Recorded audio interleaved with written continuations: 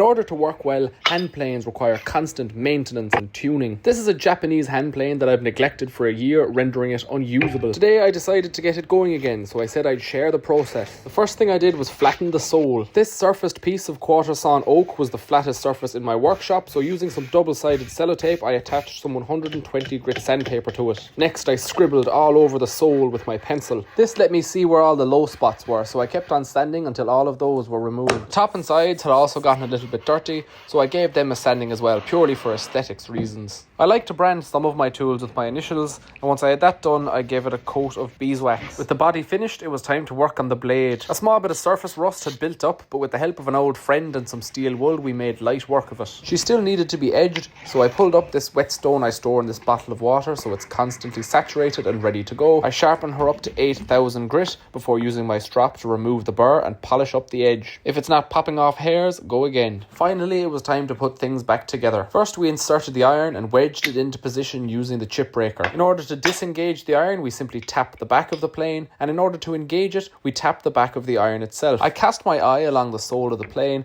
and once I can see that the edge is sticking ever so slightly out of the mouth, we can give it a go. Western planes like this Stanley No. 5 cut on the push stroke, whereas as you can see here, you use the Eastern style planes by pulling towards yourself. These shavings were super nice and it left a beautiful finish behind. But even a somewhat poorly kept plane can shave edge grain. Let's see how she performs on the face grain. And the answer was very well indeed. You can sand up to as high a grit you like, you're still only scratching the timber. With a sharp hand plane, we're slicing through those wood fibres, enabling us to make this beautiful glass-like finish. Slán go fóill.